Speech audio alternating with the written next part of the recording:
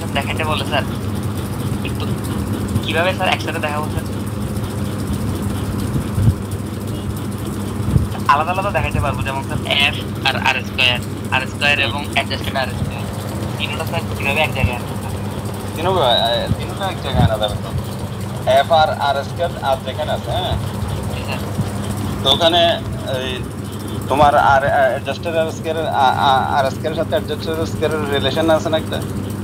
হ্যাঁ sir, relation আছে sir. তো ওইটা বসা দিলে হয়ে গেল, কিন্তু রিলেশন তখন হবে যে কোনো দুইটার মধ্যে রিলেশন হবে, তিনটার মধ্যে একসাথে রিলেশন হবে না। ওখানে আর এর মান বসালে তো আর থাকবে না, অ্যাডজাস্টেড আর স্কয়ার থাকবে সব। হ্যাঁ স্যার, আলটিমেটলি দুইটা হয়ে যাবে তখন। হ্যাঁ, রিলেশন দুইটাই হবে, কারণ তোমার একটা ইকুয়েশন একটা বসালে একটার মান এক জায়গায় বসালে আরেকটা তো ডিসঅ্যাপিয়ার হয়ে যাবে। তাহলে স্যার আলাদা আলাদা দুইটা দেখাই দিব। স্যার আমাকে যদি স্যার ইন্টারসেপ্টের সিগনিফিকেন্স টেস্ট করতে বলে স্যার, তখন স্যার ওখানে এই আলফা ডিভাইডেড বাই 2 এর মান কি বের করতে হবে স্যার? গ্রাফ চার্ট থেকে স্যার। ইন্টারসেপ্টের সিগনিফিকেন্স বের করতে বলা আর ওটা পার্থক্য কি? Same thing. স্যার কোএফিসিয়েন্টের সময় তো স্যার আমরা ক্যালকুলেটেড ডি আর ডি আলফা 2 এর মান বের করে দেখতাম স্যার, না অ্যাকসেপ্ট হবে নাকি রিজেক্ট হবে। এখন সেম তো একই কথা স্যার এখানেও সেম ভাবে করবো স্যার? সেম, মানে এখানে হবে ইন্টারসেপ্টটা আছে কি না এটা আর কি। যদি এখানে যদি এটা ইনসিগনিফিক্যান্ট আসে তাহলে ইন্টারসেপ্ট নাই, না লাগবে হচ্ছে মনে করো বিটা 1 = 0। Yes sir. টি এর মান যদি ছোট আসে তাহলে এটা ইন্টারসেপ্ট নাই, মডেলে ইন্টারসেপ্ট নাই ধরে যাবে। টি এর মান যদি স্যার 20-30 আসে তাহলে স্যার ইন্টারসেপ্ট সিগনিফিকেন্ট। হ্যাঁ, 20-30 কি দুই ক্রস করলেই তো সিগনিফিক্যান্ট। আচ্ছা, তখন স্যার বলে দেখুন স্যার 2 ক্রস করছে দেখি সিগনিফিকেন্ট। হ্যাঁ, আর স্যার বিটা 2 ক্ষেত্রে স্যার, বিটা 3 ক্ষেত্রে স্যার সেম তো, সবগুলো তো একই সিস্টেম না। তোমাকে যদি মানে প্রত্যেকটা কোএফিসিয়েন্টের জন্য টেস্ট তো একই, ইন্ডিভিজুয়াল টেস্ট, আর ওভারঅল টেস্ট তো এফ টেস্ট সব তখন বলা হবে যে সবগুলা। Yes sir. ঠিক আছে। হ্যাঁ স্যার।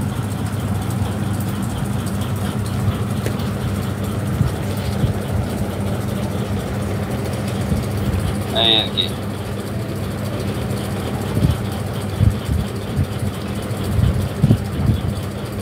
আর কি কোশ্চেন বলো? স্যার আরেকটা যেটা ছিল স্যার, বলো।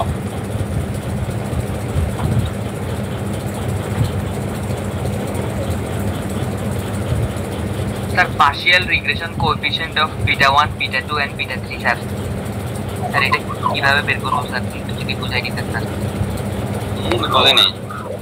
Sir partial regression coefficient of beta 1, beta 2 and beta 3 sir, এগুলা মানগুলা স্যার কিভাবে বের করব স্যার, যদি একটু বুঝাই দিতেন। পার্শিয়াল রিগ্রেশন অফ কোএফিশিয়েন্ট, হ্যাঁ beta 1, beta 2 and beta 3 sir. হ্যাঁ, যেমন ওই যে এখন কি আমি একটা জিনিস শেয়ার দিছি, দেখা যাচ্ছে? ইয়েস স্যার, দেখা যাচ্ছে। হ্যাঁ, তো মনে করো এই যে বিটা 2, বিটা 3, এগুলার কি কি প্রশ্ন তোমার?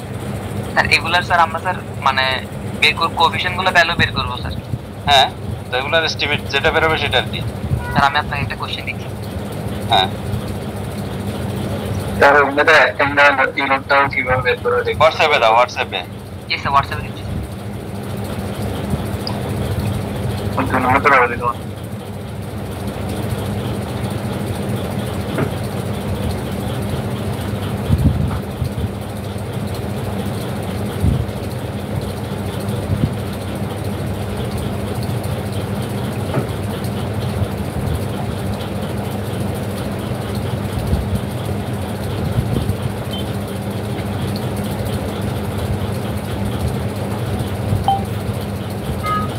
স্যার আমাদের গ্রুপে দিচ্ছি sir.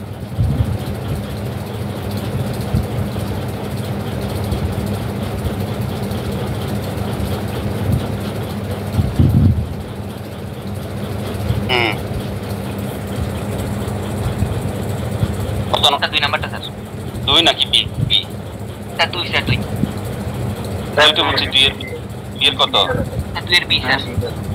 Estimate of partial regression coefficients, তো এটা হলো যে যেমন তুমি বিটা 1 এর মান থেকে শুরু করে এখানে কয়টা x আছে?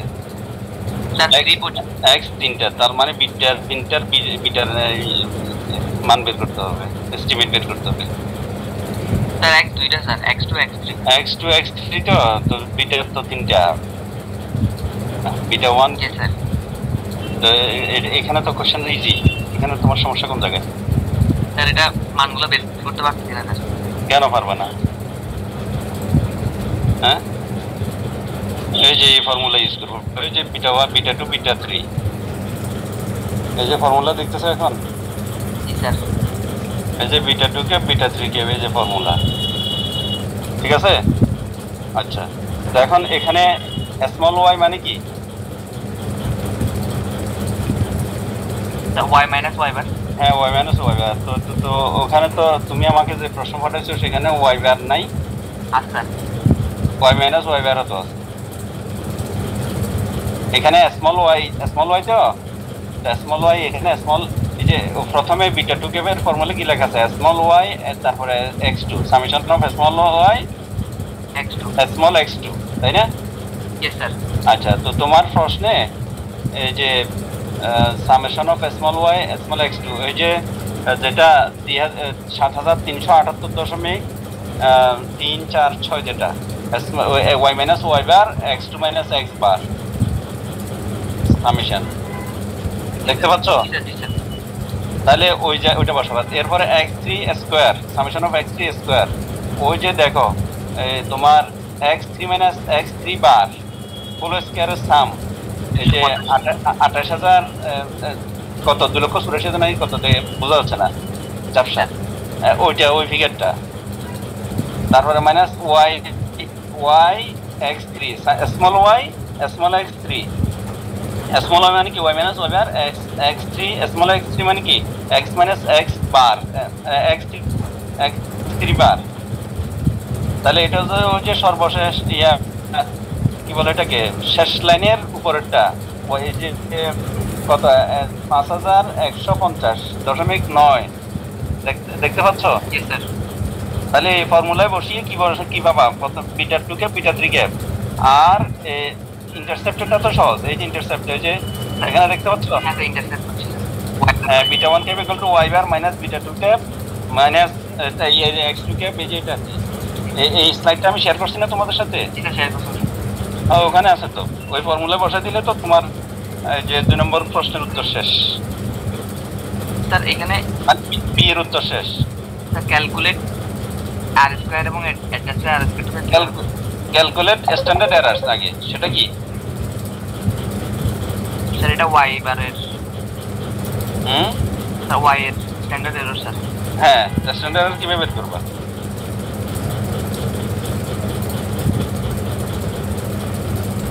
এই যে ফর্মুলা, এই যে ভেরিয়েন্সের formula, variance of beta 1 cap, variance of beta 2 cap, variance of beta 3 cap, এই যে দেখা যাচ্ছে yes sir. Variance of all estimators, এইগুলো ভেরিয়েন্স বের করে রুট করলে স্ট্যান্ডার্ড এরর, ঠিক আছে? বুঝো নাই? বুঝছি স্যার। আচ্ছা, তারপরে তোমার এরপর হচ্ছে যে calculate R square and adjusted R square. R square সমান কত? আর স্কয়ার বের করলে তো অ্যাডজাস্টেড আর স্কয়ার অটোমেটিক বের হবে। আর স্কয়ার সমান কত? আর স্কয়ার সমান হচ্ছে স্যার ওই যে এখানে আছে ইএসএস সমান ইএসএস বাই টিএসএস, হ্যাঁ স্যার দেখা যাচ্ছে? Yes sir. তো ইএসএস এর উপরে কি বিটা 2 ক্যাপ, তো বিটা 2 ক্যাপ বের করলাম না, দেখাইলাম না কেমনে বের করে? Yes sir. আচ্ছা, তারপর summation of y x2, summation of y x2 তো তোমার ফার্স্টের মধ্যে আছে।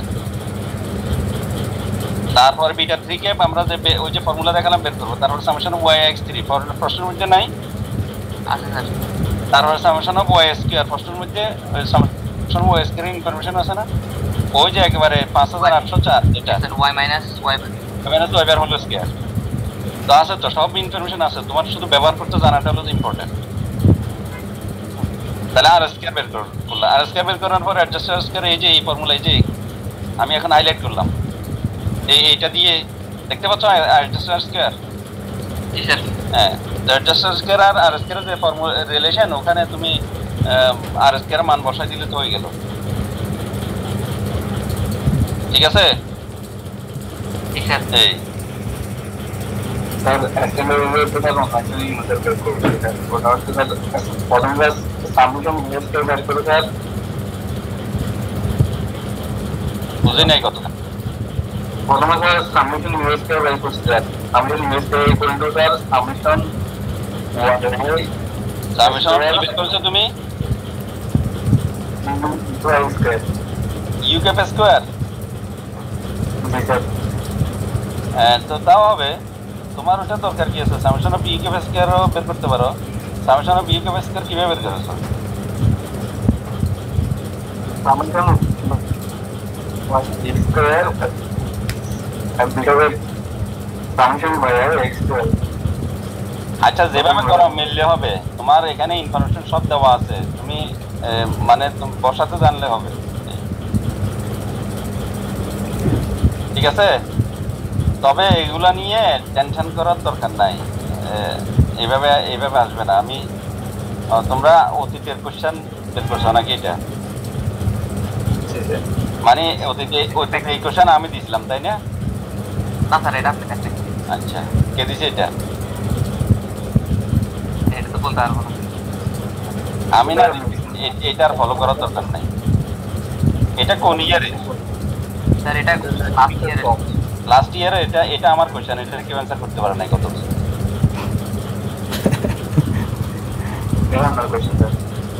হ্যাঁ, এটা আমার কোশ্চেন, এবং এটা পরীক্ষার হলে এরা ওই মিলাতে পারে নাই ছাত্রীরা। আমার কাছে আবার ম্যাডাম ফোন দিচ্ছে, স্যার এটা তো এখানে আর স্কেয়ার বের করার, স্কেয়ার বের করার ক্লু নাই। আমি বললাম যে সব আছে ওখানে। ছাত্রীরা ও ম্যাডাম আর দেখেন আর কি, ছাত্রীরা বললো যে এখানে বের করার ক্লু নাই। তোমরা যেমন এখন বলতেছো যে কেমনে বের করবো, এখন কেমনে বের করবো বুঝতেছো নাকি? সহজ থেকে দিছেন স্যার, আরো কঠিন হবে, সহজ কেন হবে? আর এমনি স্যার অনেক টেনশনে আছে স্যার। তারপরে যেটা determine if the model is statistically significant. Sir এক টেস্ট। হ্যাঁ, একটু বুঝে ফেলছে, তো মাথা আছে। এখন ওইসব টেনশন করে লাভ নাই। এখন দেখো, এই যে আরএসকে এফ এর সাথে আরএসকে এর একটা ফর্মুলা। Yes sir. তোমাকে যদি এফ টেস্ট বের করতে বলা হয়, এফ, তাহলে তুমি যদি আরএসকে জানো, এখানে ওই যে সর্বশেষ দেখো, সর্বশেষ এখানে আরএসকে এর মান বসালে এফ চলে আসবে। ঠিক আছে, এখান থেকে আরেকটা জিনিস দেখা যাচ্ছে, সেটা হচ্ছে কি আরএসকে এর মান বাড়লে এফ এর মান বাড়বে না কমবে? আর স্কয়ারের মান বাড়লে স্যার এফ এর মান বাড়বে স্যার। বাড়বে। আর আরএসকে এর মান বাড়লে আমরা এটা আরএসকে এর মান বাড়লে আমরা যে খুব বেশি খুশি হব এরকম কোনো নাই। যেমন বলা হয় যে RSK is not an evidence in favor of good model Yes, sir. or good fit. আবার এটা আরএসকে মান ছোট হলেও আবার এটা ডিসফেভার না, গুড ফিটের ডিসফেভার না। হ্যাঁ, তো সিমিলারলি আরএসকে মান বাড়লে যাতে এফ পারবে, এফ এর মান বড় হলেও আমরা ওই রকম রিলাই করতে পারবো না, কি খুশি হতে পারবো না। তো তাহলে একটা মডেলের গুড ফিট নির্ধারণ করতে হলে প্রথমে কি লাগবে? ওই যে টি এর মান যদি ঠিক থাকে, টি এর মান যদি ওকে হয়, মডেলটা রিলায়েবল। যেমন ইন্ডিভিজুয়াল টি টেস্টের মাধ্যমে একটা ওই যে নাল হাইপোথিসিস রিজেক্টেড হলো, অর্থাৎ আমার স্লোপ কোএফিশিয়েন্ট, আমার কোএফিশিয়েন্টটা কি সিগনিফিক্যান্ট পাওয়া গেল। এখন এফ এর মান এফ এর মানও যদি বড় হয়, তাহলে কি এফ এর মান বড় হওয়া মানে সবগুলা ঠিক আছে। তো দুইটা অনুকূলে, তাহলে সেক্ষেত্রে ভালো। আর যদি এরকম হয় যে এফ এর মান বড় কিন্তু ইন্ডিভিজুয়াল টি ছোট, তাহলে কন্ট্রাডিক্টরি। এটা এখানে এই মডেলে তখন সমস্যা, বুঝতে হবে যে মডেলের সমস্যা আছে। ওয়াই? কারণ হচ্ছে এফ এর মান বড় মানে আরএসকে এর মান বেশি। এফ এর মান বড় মানে এফ, সেটা আমাকে কি বলছে, যে ইন্টারসেপ্ট স্লোপ কোএফিশিয়েন্ট সবগুলাই সিগনিফিক্যান্ট। তো টি এর মাধ্যমে আমি I got some coefficients insignificant. তাহলে কন্ট্রাডিকশন না, কন্ট্রাডিকশন তো। তো এই জন্য ওই আর স্কয়ার বা এফ এর মান বড় হলে আমরা খুশি হওয়ার কোনো কারণ নেই, আবার ছোট হলেও ওরিড হওয়ার কোনো কারণ নেই। দুইটাই যদি একই রকম হয়, সিমিলার হয়, তাহলে তো খুব ফাইন। আর যদি সিমিলার না, সেক্ষেত্রে টি কে আমরা প্রাধান্য দেব, প্রায়োরিটি দিব টি এর রেজাল্টে। তাহলে এইটা হচ্ছে যে কি বলে এটাকে অ্যানোভা টেবল দেওয়া থাকলে এই যে এইভাবে বের করা হয়। হ্যাঁ, অ্যানোভা টেবল দেওয়া না দিয়ে যদি আর স্কয়ার মানও দেওয়া থাকে, যেমন এই মডেলে এই যে এখানে আর স্কয়ার মান আছে, এখান থেকে আমরা এফ এর মান বের করতে পারি। ঠিক আছে, তখন তো অ্যানোভা টেস্ট করা লাগবে না। না না, অ্যানোভা তখন দরকার নাই। স্যার অ্যানোভা টেবিলের মধ্যে কি স্যার আপনাদের আরএসএস আর ইএসএস এর মান দেওয়া থাকবে স্যার? অ্যানোভা টেবল যদি দেওয়া থাকে, মান দেওয়া থাকবে, ক্যালকুলেট করা তো আমি তোমাদেরকে এত কষ্ট ফেলবো না, কারণ এই কষ্ট করাটা ইম্পর্টেন্ট না। বর্তমান যুগে এই জিনিস তোমাকে কম্পিউটার দিয়ে দিবে, সফটওয়্যার দিয়ে দিবে, সুতরাং এটা নিয়ে আমার এত ছাত্রদেরকে মুখস্থ বিদ্যার মধ্যে ফেলে দিয়ে আমার দরকার নাই। আমার দরকার হচ্ছে যে তুমি এটার ইন্টারপ্রিটেশন জানো কিনা সেটা, ওইটা আমার কাছে ইম্পর্টেন্ট। ঠিক আছে, তাহলে অ্যাপ এর ইন্টারপ্রিটেশন কি, অ্যাপটা বুঝতে হবে আমাকে। এই যে অ্যাপ মানে কি, এই যে নাল hypothesis beta 2 equal to 0, beta 3 equal to 0, beta k equal to 0, that means all intercept slope coefficients are simultaneously equal to 0. Slope coefficients যা আছে সবগুলো 0। আর নাল অল্টারনেট হাইপোথিসিস মানে কি সব 0 না, দুই একটা 0 হতে পারে না, সব 0 না। অর্থাৎ তুমি যে সব 0 দাবি করছো এই কথাটা ঠিক না, কিছু 0 হতে পারে, কিছু নন 0 হতে পারে। ওই যে H1 লেখা আছে, not all slope coefficients are simultaneously equal to 0। তাহলে এবার এটা অ্যাপ টেস্ট করবো, তাহলে এটা হচ্ছে ওভারঅল টেস্ট পুরো মডেল সম্পর্কে। এখন যদি আমার নাল হাইপোথিসিস রিজেক্টেড হয়, তাহলে কি সব স্লোপ কোএফিশিয়েন্ট একসাথে 0, কথাটা ঠিক না। এই তাহলে হচ্ছে অ্যাপ এর মিনিং। তারপরে পরীক্ষা তোমার এক্সপ্লেনেশন আসতে পারে, যেমন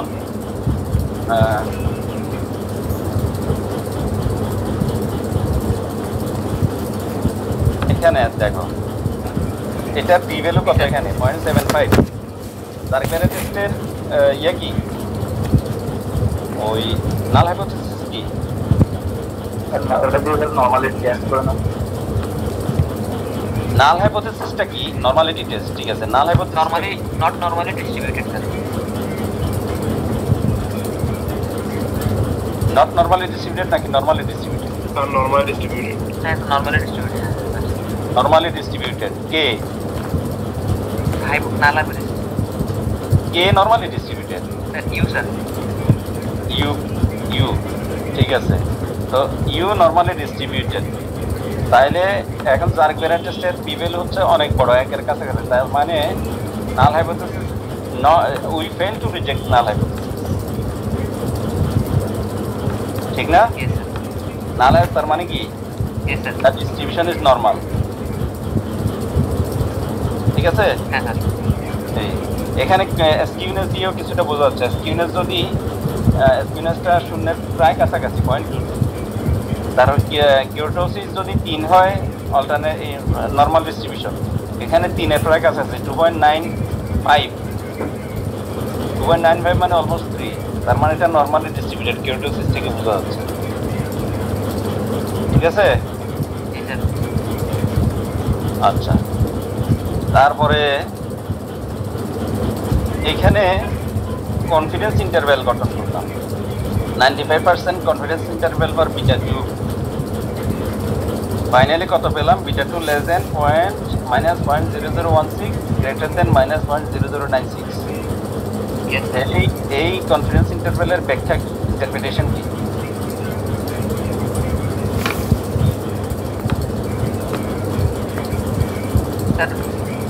আমরা sir explanatory variable 1 unit change করি তাহলে আরে বিটা না, 2 এর চেঞ্জের কেন প্রশ্ন কেন আসছে? তুমি কনফিডেন্স ইন্টারভ্যালের ব্যাখ্যা দিতে বলতেছো। এই যে সর্বশেষ নিচে যে একটা ইন্টারভ্যাল দেয়া আছে, এটার ব্যাখ্যা।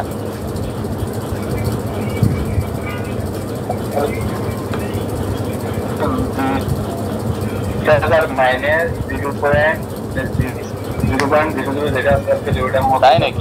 এরকম শিখেছি চ্যাপ্টার 5 এ শিখেছি না কনফিডেন্স ইন্টারভ্যালের এক্সপ্লেনেশন। বিটা 2 তো একটা কনস্ট্যান্ট নাকি ভেরিয়েবল?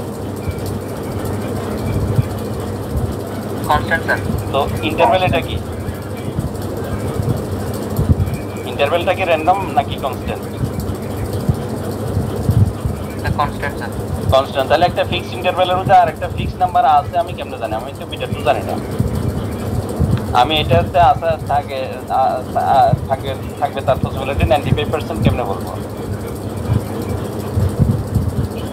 এই যে বিটা 2 এই ইন্টারভ্যালের মধ্যে হয় আছে অথবা নাই, ঘটনা হচ্ছে এরকম, কারণ এটা তো ফিক্সড ইন্টারভ্যাল নাকি?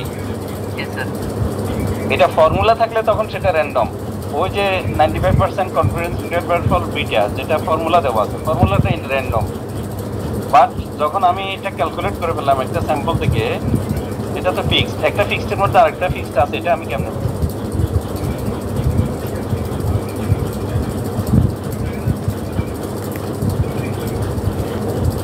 তোমরা তো কেমনে কি করবা? আমি পড়েছি না কনফিডেন্স ইন্টারভ্যালের ইন্টারপ্রিটেশন।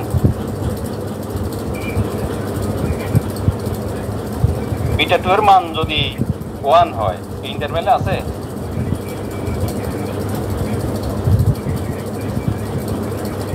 ইন্টারভ্যাল এটা তো -0.0096 থেকে -0.0016। এখন এই বিটা 2 এর মান তো আমি জানি না নাকি? জানি না। তো বিটা 2 এর মান মনে করো 0। এই 0 কি এখানে ইন্টারভ্যালের মধ্যে 0 আছে? নাই স্যার। নাই। তো বিটা 2 এর মান যদি 0 হয় তাহলে তো ইন্টারভ্যালের মধ্যে নাই। তাহলে 95% কনফিডেন্স ইন্টারভ্যাল, এটা এই যে তো প্রবাবিলিটি, আমরা তো প্রবাবিলিটি দিয়ে দেখি না যে প্রবাবিলিটি দ্যাট বিটা 2 যে this interval will contain the true beta 2 is this। ওই যে আমি ওখানে 5 এ প্রবাবিলিটি দিয়ে দেখাচ্ছি, অর্থাৎ 95% কনফিডেন্স ইন্টারভ্যাল। আমি এই ইন্টারভ্যালের মধ্যে বিটা 2 থাকবে, তার সম্ভাবনা হচ্ছে 95%, অর্থাৎ 0.95। থাকবে না তার সম্ভাবনা হচ্ছে 0.05। কিন্তু আমি যখন ইন্টারভ্যাল ক্যালকুলেট করে ফেললাম, ফিক্সড ইন্টারভ্যাল, এখন কি ওইটা বলা যাবে আর 95% সম্ভব যাবে? বিটা 2 এর মান যদি 0.0097 হয়, 0.0095 হয়, এখানে আছে তো নাকি 0.95? এই ইন্টারভ্যাল মধ্যে আছে না? -0.0095 আছে তো এখানে নাকি? আছে। তাহলে সম্ভাবনা কত? তাহলে বিটা 2 এর মান এই ইন্টারভ্যালের মধ্যে আছে, তার সম্ভাবনা কত? 95%। কেমনে 95% হবে? এটা তো নিশ্চিত ঘটনা। নিশ্চিত ঘটনা আবার 95% কেমনে হবে? 100%। 1 সম্ভাবনা 1। আচ্ছা, বিটা 2 এর মান 0 এই ইন্টারভ্যালের মধ্যে আছে? নাই স্যার। তাহলে বিটা 2 এর মান 0 হবে। বিটা 2 এর মান এই ইন্টারভ্যালের মধ্যে আছে, তার সম্ভাবনা কত? 100%। কেমনে 100%? 0। বিটা 2 এর মান যদি আসলে 0 হয়, ইন্টারভ্যালের মধ্যে আছে? না স্যার, নাই স্যার। তাহলে বিটা 2 এই ইন্টারভ্যালের মধ্যে আছে, তার সম্ভাবনা কত? 0 স্যার। 0। তাহলে এই ইন্টারভ্যালের মধ্যে বিটা 2 থাকবে, তার সম্ভাবনা হয় 1 অথবা 0। এই মাঝখানে আর 95% আর 1% কোনো বিষয় নেই। বাইনারি, হয় 0 অথবা 1। তাহলে এখন 95% কথাটার ব্যাখ্যা কি? ব্যাখ্যা হচ্ছে, যদি আমরা এরকম 100টি ইন্টারভ্যাল গঠন করি, তার মধ্যে 95টার ক্ষেত্রের মধ্যে বিটা 2 থাকবে। If we construct 100 intervals, like if we construct 100 such intervals, 95% of them will contain true beta 2.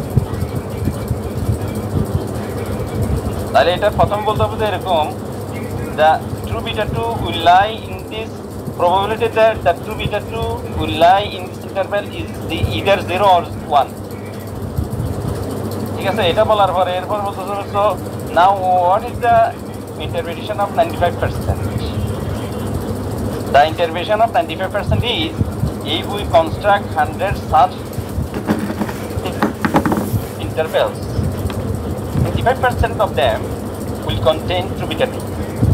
Here's the explanation.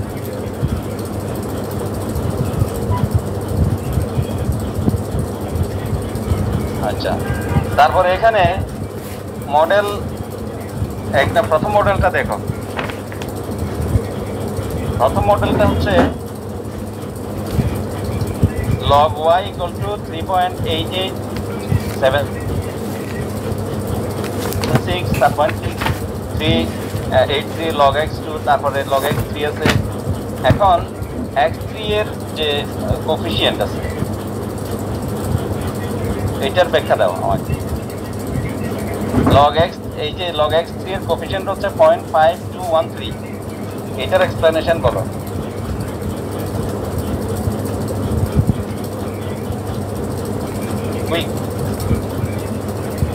Sir যদি হ্যাঁ বলো বলো, বলতে থাকো। স্যার স্লাইডটা দেখতে গেলে ভালো হয়। স্লাইডে যাওয়ার দরকার নাই। আচ্ছা গেলাম, বলো। হ্যাঁ স্যার, স্যার যদি লগ এক্স টু কনস্ট্যান্ট রাখি, লগ এক্স 3 এর মান 1 ইউনিট চেঞ্জ করি, তাহলে ইনক্রিজ করি, তাহলে স্যার লগ ওয়াই এর মান 0.5213% ইনক্রিজ হবে স্যার। জি না, ওটাও প্রথমটাও 1%, 1 ইউনিট না। x3 এর মান 1% চেঞ্জ হবে। Yes sir. এবার y on an average change হবে 0.5213%, দুটোই পার্সেন্টেজে। হ্যাঁ স্যার। কারণ কি এটা কি আসলে এই যে 0.521 এটা কি ইন্ডিকেট করে? Elasticity sir. ইলাস্টিসিটি, ওই যে নিচে আছে del log y cap equal to del elasticity. Elasticity তাহলে দুইটাই পার্সেন্টেজ, তো নিচে পার্সেন্টেজ উপরেও পার্সেন্টেজ। তাহলে 1 ইউনিট রাখলে নাম্বার শেষ। 1%। 1 ইউনিট না, 1%। x3 আবার log x 1% না, log x 1 ইউনিট। আমার এখানে log x এর ব্যাখ্যা দরকার না, আমার দরকার হচ্ছে x এর। x3 1% চেঞ্জ হলে y ক্যাপ চেঞ্জ হবে 0.5213%। জি স্যার। হ্যাঁ,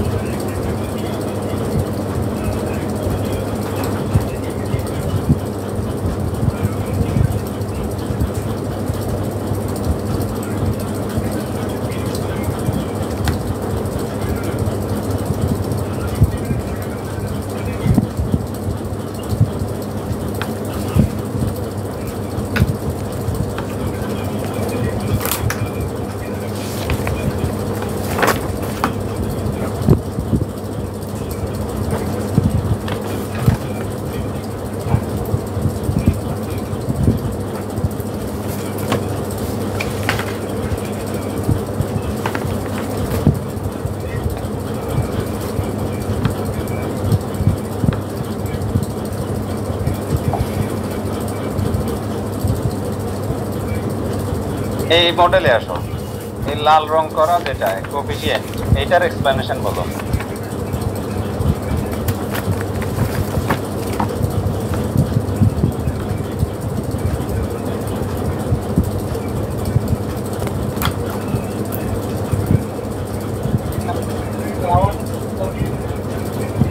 লাল রং করা কোফিশিয়েন্টের এক্সপ্লেনেশন বলো।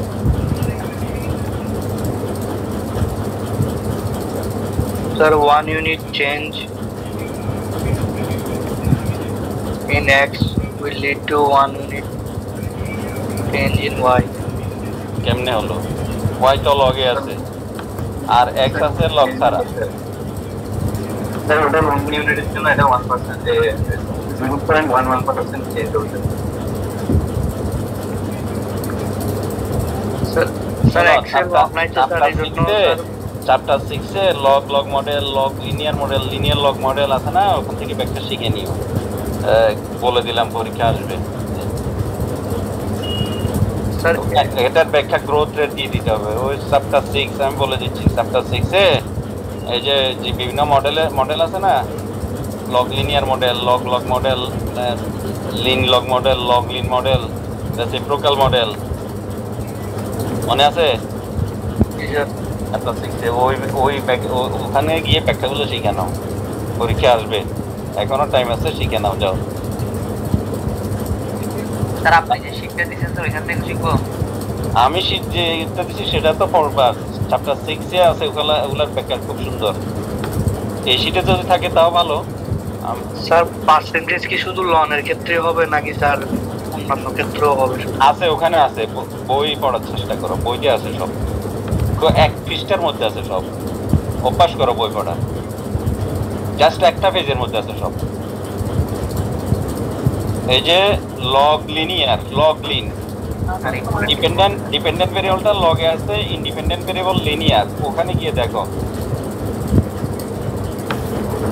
এই যে গুজরাটের বইতে ওখানে ব্যাখ্যা আছে, ওখান থেকে ব্যাখ্যাটা শিখে না, বাস।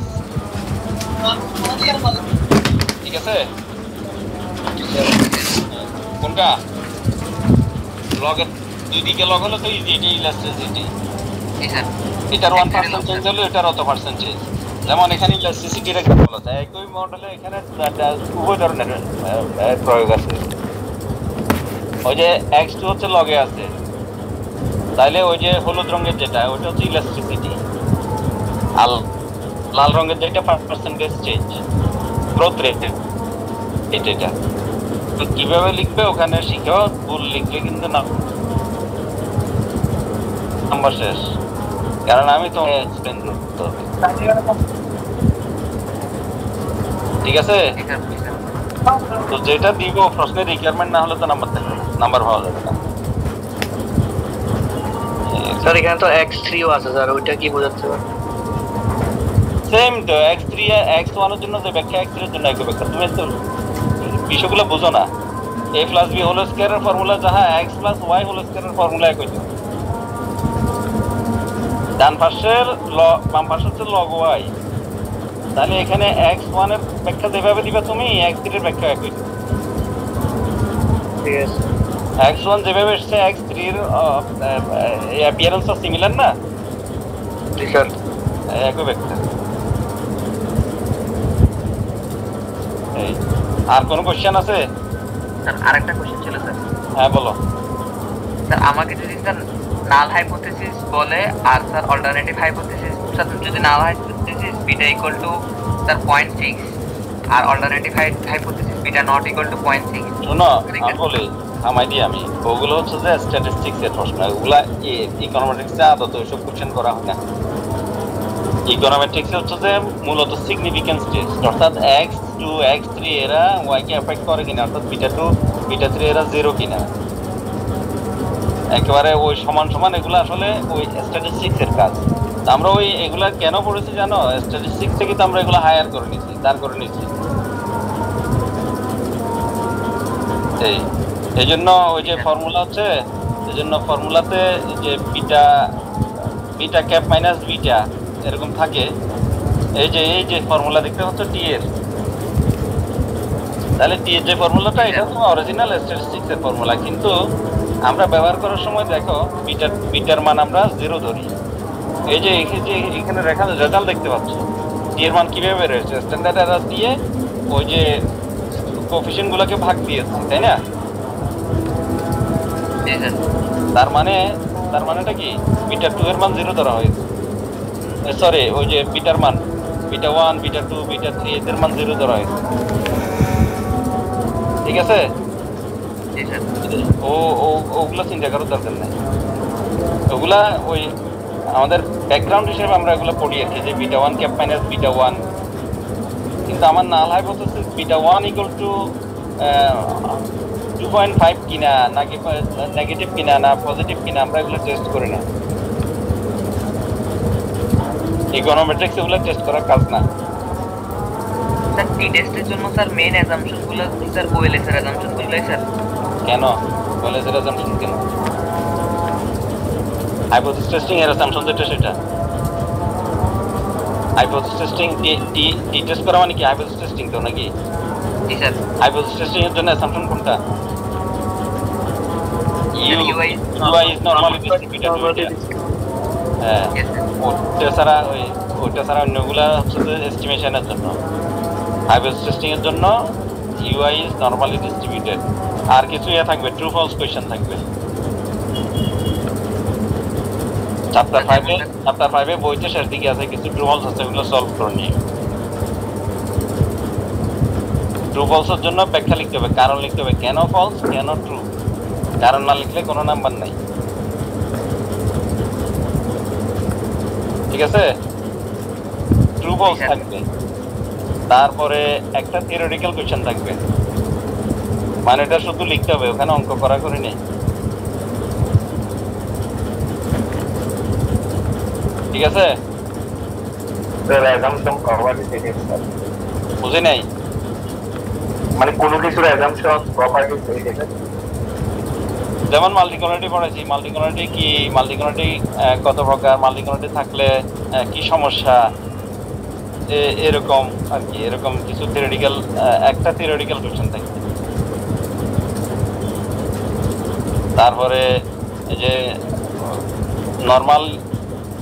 নর্মালিটি অ্যাসাম্পশনগুলো পড়াইছি, কার ব্যাপারে অ্যাসাম্পশন নিতে হবে, কেন অ্যাসাম্পশন নিতে হবে, কি অ্যাসাম্পশন নিতে হবে। টেস্ট করতেছি বিটার সম্পর্কে, রেজাল্ট অ্যাসাম্পশন কেন ইউ সম্পর্কে। আমি টেস্ট করতেছি বিটার ব্যাপারে, বিটা ক্যাপকে ইউজ করে, অথচ অ্যাসাম্পশন নিচ্ছি ইউ এর ব্যাপারে। কেন বলো তো দেখি, শুনি একটু।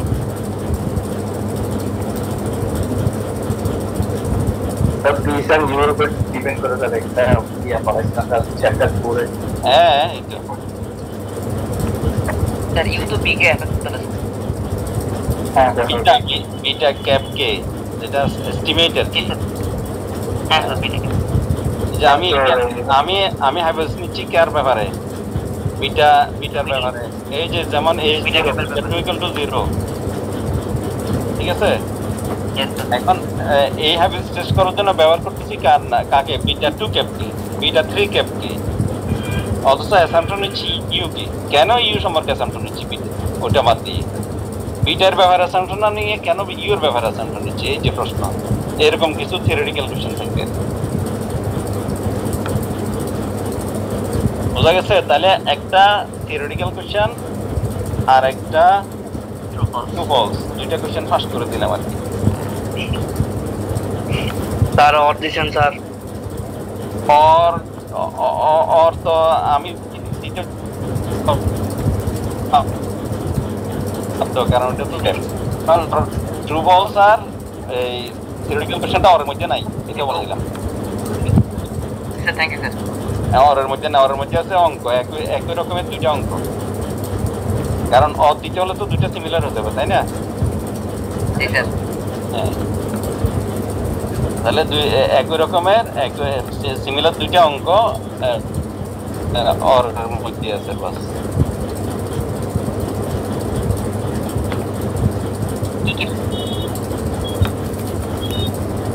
শুধু টি আর এফ না নিলেও সমস্যা নেই, কেবল স্যার আনসার করা যাবে। আমি যে কোয়েশ্চেন দিচ্ছি অ্যান্সার বাড়া দিচ্ছেন না স্যার?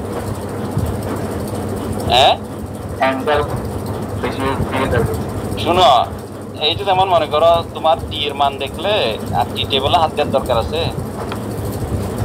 এটা মাঝে মাঝে তো ক্লিয়ারলি বোঝা যায় যে এই যে যেমন এখানে এই যে 0.0056 আর 0.0019, yes স্যার। এখানে টি এর মান বের করতে হলে কি করতে হবে? স্যার ওই 0.0056 কে 0.0019 দ্বারা ভাগ করতে হবে। এখানে ওই যে ওই 00 বাদ দাও, এই যে 19 আর 56, 19 দিয়ে যদি আমি 56কে ভাগ দিই কত হবে? 2 এর উপরে হবে না? হ্যাঁ স্যার, 3 এর কাছাকাছি। 19 দুগুণে কত? 38। yes sir. তো এটা 3 এর কাছে আছে, তো সিগনিফিকেন্ট তো খালি চোখে সিগনিফিকেন্ট দেখা যাচ্ছে, তা টি টেবল খোঁজার দরকার আছে না স্যার। এইরকম আর কি। এরকম মন চাইলে টি টেস্ট আর এফ টেস্ট নিয়ে যেতে পারো, না নিলে অ্যান্সার করতে পারবা।